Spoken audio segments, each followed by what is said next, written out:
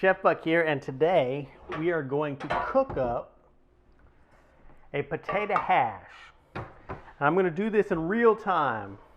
So the first thing I'm going to do is I'm going to get me some oil going for my potatoes. So I got my stove on medium, I'm going to heat up my oil, and we're going to use up one potato for our potato hash. So that's one of the reasons that I chose potato hash, because we got to get rid of some potatoes this week. But this recipe, I'll just use one potato, and I've already washed this tater. One potato, two potato, three potato, four. All right, got to watch out for copyright infringement there. All righty, so I'm just going to cut my potato into some diced cubes. And when you're cutting up your potato, you want to make sure and not cut them too small so that your potato becomes mush, because we're going to have to cook it for quite a while. But you want to make sure they're kind of uniform in size so that they'll cook evenly, because we don't want some pieces of potato to be cooked and some of them raw. So this here is a pretty good size. Boom. What is that? That's about the size of my brain on a good day. Man, I don't know if I'm going to be able to fill up the audio on this here. Can I talk for a half hour straight? Because I think this is going to take about a half hour to cook. Because you want to do potatoes low and slow. We can't cook them too fast. Hopefully by the end of the video I'll have all of my fingers. Alrighty. If a piece of potato falls on the floor... Does it make a sound? Yeah. Since the camera's on, we'll go ahead and wash that. Alrighty. Now while my oil is heating up, because I want to make sure my oil is hot before my taters hit the pan, let me go ahead and get in the fridge and pull out some stuff. First thing I'm going to pull out is my handy dandy refuse bag. We've always got a bag like this that we keep in the freezer for all the smelly stuff. We don't throw it in the garbage can because we got sensitive noses. So let me see what I got in here. So for potato hash, I've always got potato and onion. Let's see. I don't want to use a whole onion. I'm going to pull out some greens too. Let me get everything out of the fridge while I'm doing this here. I'm going to top my potato hash with some eggs at some point, so I'll go ahead and take out a couple of eggs, because the egg yolk makes a great sauce. What else? I think that's it for now. Oh, we got some avocados we got to use. I think this one's pretty ripe, so I'm going to go ahead and serve it with avocados today too. So I'm going to go ahead and serve. Oh, I can't do that. I slammed the thing and made a noise, so I was going to say the line again, and then that way I would just cut it over the noise. But I'm going to try not to edit this video, so you'll get to see the nuts and the bolts. The ugly nuts and bolts. It is a lot of oil. All right. What about some seeds? Seeds. Yeah, that's a good idea. Let me see. I'll come over here. This is our travel kitchen. As you can see, we're in a different kind of kitchen because we travel around a lot. But I always have my little travel kitchen. One thing I travel with is some spices. So let me see what kind of seeds. Caraway seeds sound good to me, because seeds add a great flavor to any dish. Is that focusing on there? So this is just a little caraway. And if you throw it in with the oil, it adds a nice flavor. And I love cooking with caraway seeds. You know, I've even been using some dill seeds lately, and that would be good in here. But don't be put off by the seeds, because that is not an intricate part of this recipe. I will have the recipe written down below and over at myfoodchannels.com. You can go over there and check it out. And that'll be a more bare bones. That'll be the exact recipe that you absolutely have to have, because I'm probably going to throw some ingredients in here that aren't necessarily needed. Because you know, when you cook in your kitchen, you're just, I mean, you know, you use a recipe as a framework. You know, you want to have a sturdy frame like this. I can't do stuff like that because I can't edit that garbage out. So I got to be careful. Like you were constipated. I got to be careful not to be too stupid. But let's see. So my oil is heating up, and I think this is some onion I started the other day. That's already diced up. So I'll go ahead and use that to get rid of that. And I got this piece of onion here. So I'll use some couple of bits and bobbles of onion just to get rid of them. I thought you were going to unwrap that and find out it was cat food. Could have been. Let's see. And then we're going to use some garlic. And then a little bit of sweet pepper. I like buying these little bags of bell peppers because you can use them and just have a small amount. And it'll add a nice little bit of color. Alright, so I think my oil is probably going to be hot enough right now. Let's see. Because you want to make sure that your stuff sizzles before you put it in your pan. But I want to get this going because the potato is going to take a long time to cook.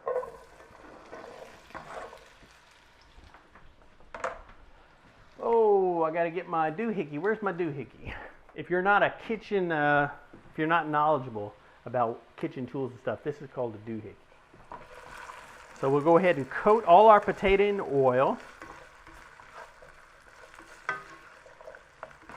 We'll go ahead and let this, I want to get it out in a nice even layer.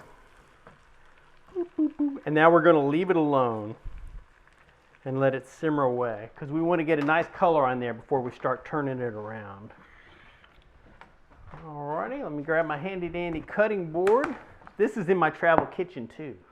Because I travel around, because I like certain things like this knife and this specific cutting board, and I got to have a wooden spoon. You find the things in the kitchen that you like. I really like these knives here without the sharp point on the end because I was working in a kitchen a few years ago at a job, a kitchen job, and I had a sharp knife and I did something and the knife went in my hand and then the inside of the flesh of my hand, boop, kind of popped out and it wouldn't go back in, so I had to go to the doctor, and I have loved the less sharp knives since then. So that was a long story. No, you like sharp knives, you just don't want to point. No, I don't like sharp knives. Everybody says, oh, a sharp knife is safe. No, a sharp knife is extremely dangerous. You know what? What? It's safer than a dull knife. I've just about cut myself a bazillion times when we go to somebody's house. Yeah. I hear that. I hear that all the time. But you know what? Whenever I cut myself, it's with a sharp knife. I have noticed that. That is because you always sharpen your knives. I don't always sharpen my knives. Let's see. But I got this onion cut up about that size. It really doesn't matter because the onion is going to be in here cooking long enough, so it's going to cook. I'm not worried about that. So I got some different sizes of onions, but that's okay. I sort of like having different sizes of vegetables and whatnots in a dish. The only thing is you have to be mindful of the sizes of your stuff as far as cooking time goes. So that's why you want to sort of make sure your potato sizes are uniform. And all these vegetables have already been washed. Because when we buy vegetables now, Camber Girl does a little rinse and soaking at the beginning. Kind of a habit we picked up when we were in Mexico. Although some of our family have been doing that for quite a while now. Your mom has been rinsing and soaking her vegetables in what kind of solution? But I don't think she does it anymore. No? She used to do it with peroxide. You did a rinse of peroxide for 20 minutes and then a rinse of vinegar for 20 minutes. But she has not been doing that. It's supposed to help or some think it helps if you have an immune system that could use a little assistance. So the rinse and wash, get rid of some pathogens. Well, speaking of assistance, if you're going to be in on the conversation, you got to talk loud. Good point. Because I'm the one wearing the microphone. Okay. So you got to shout just to be in there. Alrighty, well I've got this bulb of garlic that I'm almost finished with. So that's going to determine how much garlic I'm going to put in here. Usually I'll put like 3 cloves of garlic, but I've got a little bit more than that, but I'm going to go ahead and use it all up. You generally have 3 tablespoons of garlic. Yeah, I always go overboard on garlic. I don't think that dishes can have too much garlic. A lot of people that I cook for disagree with me on that point. That and the heat. I'm not as spicy as I used to be, though, am I? Oh, you a spicy man. No, but I mean, I don't, like I used to make a lot of dishes. I mean, a lot of dishes. that were just too spicy for Camera Girl. She would get on me. She would get tired of the spice. But I don't know. I think I got that from my dad, because my dad always had a very spicy food. He was always eating peppers. You know, my dad was the kind of guy where he would get like a hot pepper, and then he would dare you to take a bite of it, or he just wants you to put your tongue on it. You know, just to prove you're a man. You know, so I put my mouth on a piece of pepper, and then, you know, he'd get a nice chuckle out of that for quite a while. Well, did he eat them? Oh yeah, he would eat them. He would eat them raw. He would just eat peppers, and then, you know, so I felt like I had to do it, just to prove I was a man, and I'm still trying to prove it. You're a man. You know, every day I get up trying to prove I'm a man, and so far the jury is still out. Alrighty. Here, get me over here washing my hands, Camera Girl, because they don't see that. You know, when I edit the videos, you know, they don't know that I'm constantly washing my hands. You do. You do. Because I get a lot of people in the comments saying how dirty stuff is and blah, blah, blah. But I don't ever think of anything I do in the kitchen as being overly dirty. I think of it as earthy. It's just earthy. So now I'm going to mince up my garlic a wee little bit. And this isn't really too much garlic. But I've got some bigger chunks. See, I cut up the pepper in little bigger chunks. So we've got different sizes of ingredients right here. Boom, boom, boom. Oh, I didn't even pay attention to the time. What time did I start the potatoes? Oh, what time is it on the camera? Can you see? 12 minutes. 12 minutes. So my potatoes have probably been going for 8 minutes, 9 minutes, something like that. So I haven't touched these since I put them in here, because you don't want to mess with them too much, because you want them to get a little bit of color on the side before we turn them over.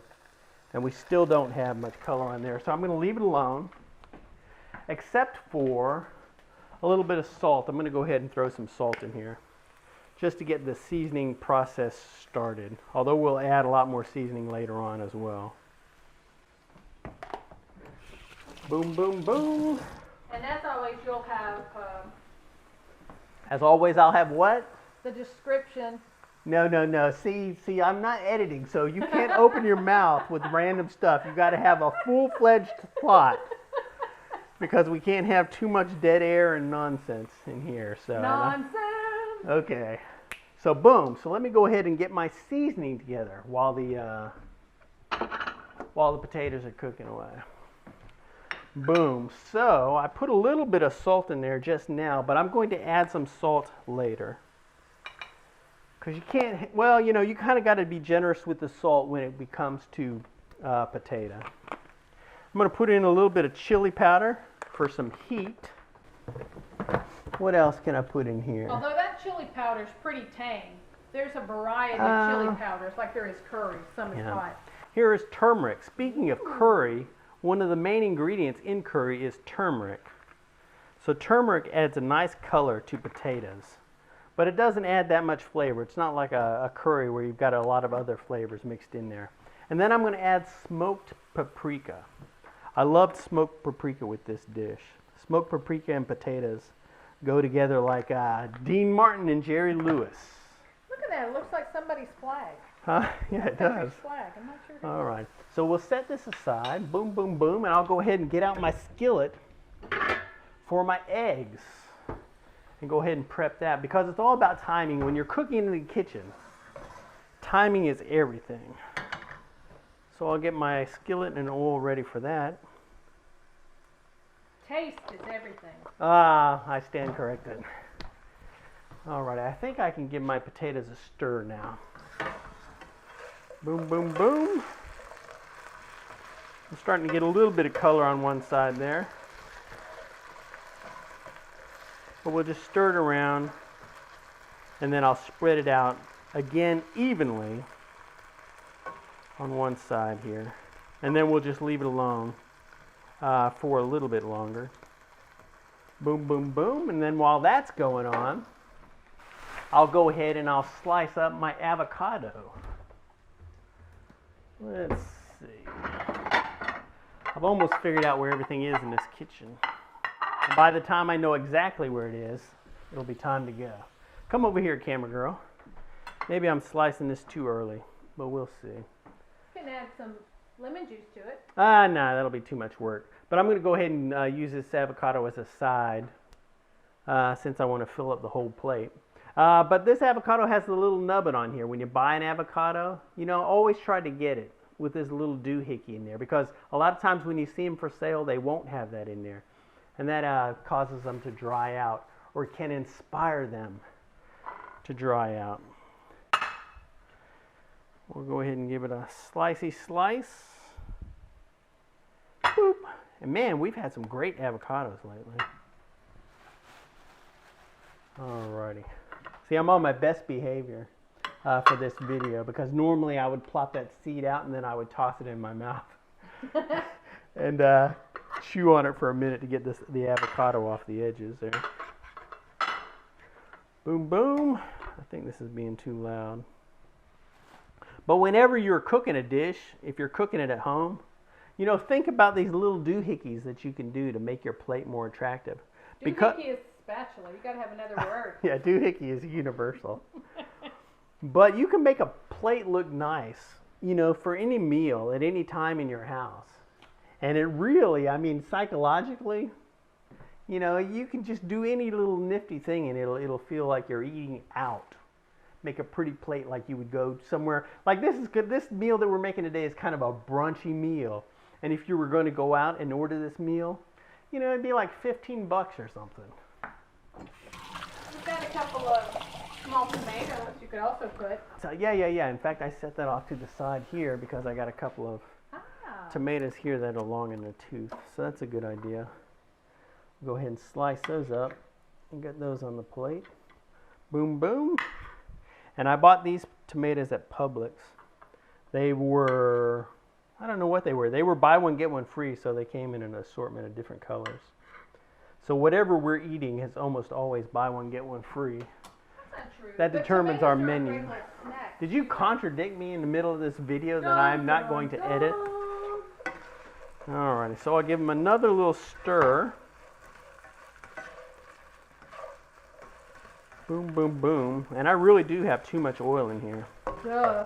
But that's okay. I'll fix that by pouring a little bit in this skillet here. And in the Army, that's what we call improvising. Although I was never in the Army, but I've seen all of the Rambo movies twice. Was he in the Army? What was Rambo? I don't know. He was Special Forces, Special Forces, but I don't remember which one. I don't know. I don't either. But let's see. That has been going for quite a while now, so I'll go ahead and throw my onions in here. We'll get our onions in, and we'll get our peppers in. And I'm going to go ahead and wait on the garlic and save that for a little bit later.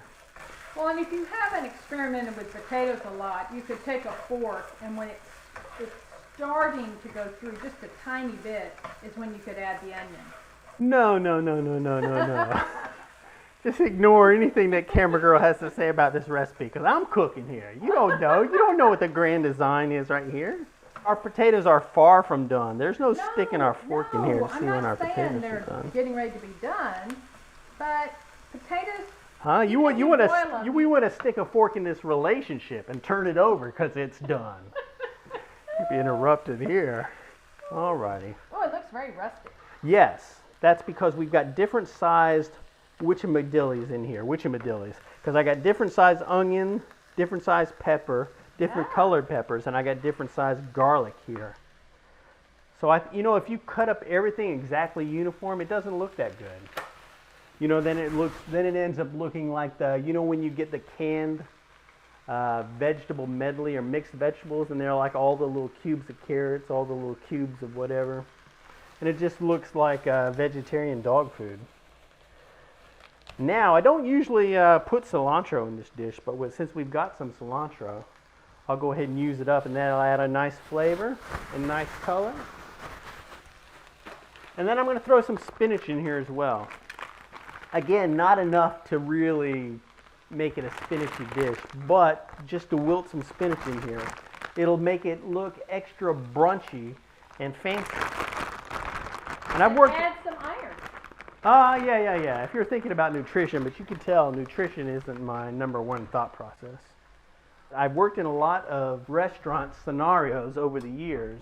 And you know, a lot of times the restaurant food, I mean, the food you make at home, I don't know, I think it's psychological that people enjoy eating out because you can make food that's just as delicious as eating out. The thing is, food tastes better when somebody else cooks it for you, no matter what. You know, Camera Girl, I mean, she's a phenomenal cook. But I mean, I don't think she even needs to be a phenomenal cook. Because as long as she's making dinner, I'm going to like it. As long as somebody else is doing the cooking, it just tastes better. Well, good. You know what you're having tomorrow? Crustless peanut butter and jelly sandwiches. Sounds pretty good. Alrighty, so, well, I don't think I finished my train of thought, but that's going to happen. You know, if we're not editing the video, you know, there's going to be a lot of trains that don't go anywhere. Let me give this here a stir. What's the time on our camera right now? 22 minutes. It's 22 minutes on there right now. So this has been going for about 15 minutes. So I'm going to go ahead and add my seasoning in here. Boom, boom, boom. Like I said, the only thing I put in here so far is salt, but we're going to add a little bit more salt here as well. So no peppers. Well, I've got some chili pepper in here. So that's a little bit of heat. That's true. Yeah. So that'll be enough. And we've got the smoked paprika. So that can be very peppery. And I can smell that smoked paprika right now. That is such a great ingredient. But I've got... But a little goes on long. Yeah, exactly. If you can come over here to my travel kitchen, see I've got smoked paprika, but I've also got paprika. Because, you know, if you want to use smoked paprika, everybody's going to know you use smoked paprika because that's a very dominant flavor. Let me go ahead and get everything mixed up, the seasoning mixed around. And you can see, just by adding that turmeric, it already looks golden and delicious. Although these potatoes still have a ways to go before they're done. So now I just need to talk. Or how's our camera battery? Does the battery look all right? How's the camera feel? Because is it overly hot? This is camera talk. It's part of the recipe. No, it's not. No? Okay, well then we'll keep going. Well then, while this is going, I'll do some spice talk. Because somebody had asked me about spices in one of the comments a couple of weeks ago. And I talked about our travel kitchen. And this here is, you know, wherever we go, a lot of times, you know, we're staying at Airbnbs or we're doing house sitting or something like that. And we've been fortunate that a lot of times, you know, everything that we'll need will be at the kitchen. But we also travel with some things just in case. And one of the things I like to travel with is spices. Now that's only if we travel via car. Yeah. This only goes in our car. Yeah. I don't take this on the plane. But spices are so important because even with basic ingredients, you know, if you just have the spices you like, you're going to be able to make a great meal. So I like to travel with seeds especially. So we got some caraway seeds here. We got some mustard seeds. We got some dill seeds. We got some cumin seeds. I got some more caraway seeds.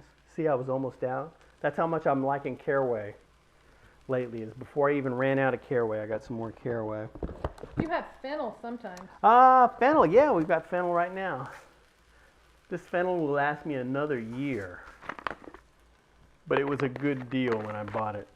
In fact, I got this, you can see it says black peppercorns, but this is fennel because I got this at an international market.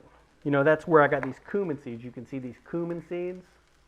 This is in a cumin seed jar. I bought these seeds like in a pound-sized bag because if you go like to an Indian market or an Asian market, you can buy large amounts of spices. Like this caraway seed, you know, like we haven't been going out to a lot of places to shop, so I haven't, you know, made the best financial choices as far as buying goes. I think, now this isn't even a good example. This here is a better example. This is cardamom. I bought this and it was like $8. $9 for not even 2 ounces of cardamom. Whereas, you know, you can get pounds of spices.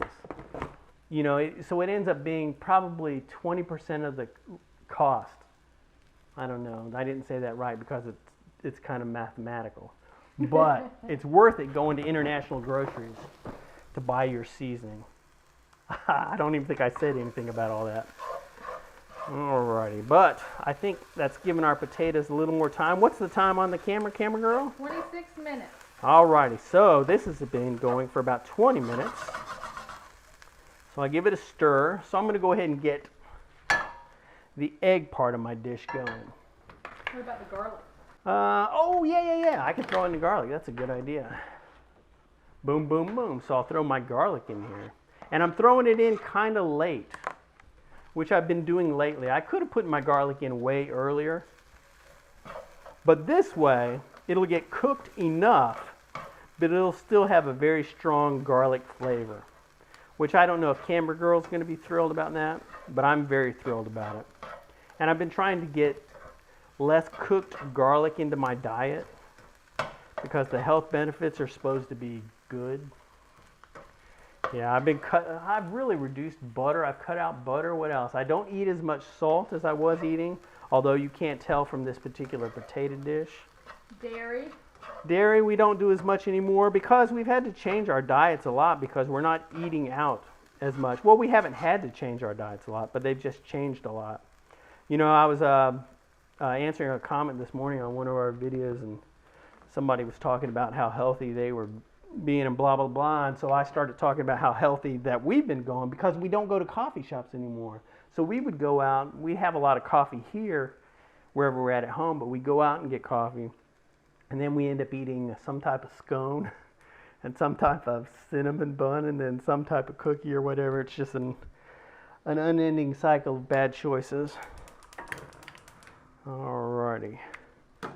I'll get my skillet going over here with my oil for my eggs. Boom, boom, boom. And we'll wait for this to heat up.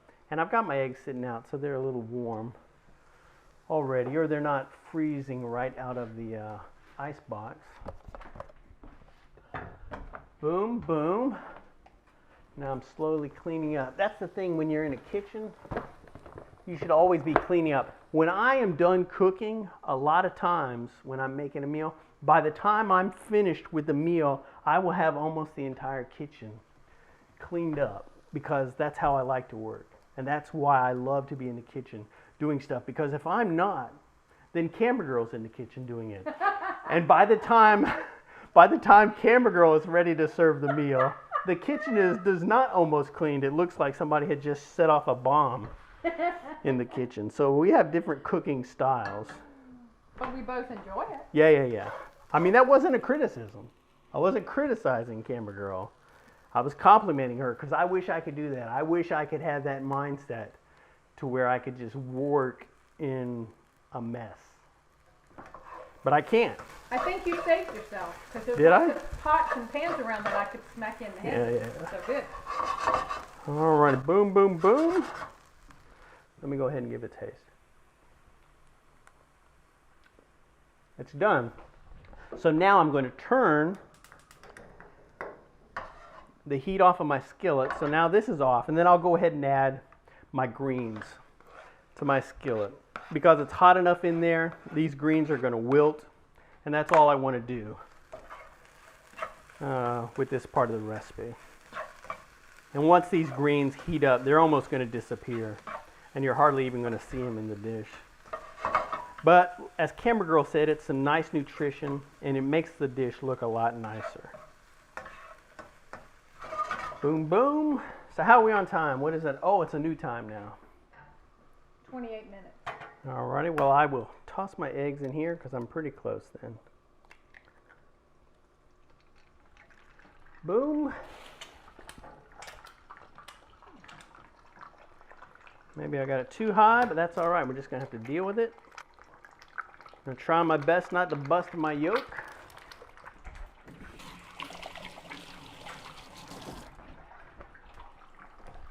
And I always like to top my hash with some eggs because it looks good, it's protein, and it's like a sauce. It's a sauce you don't even have to work for.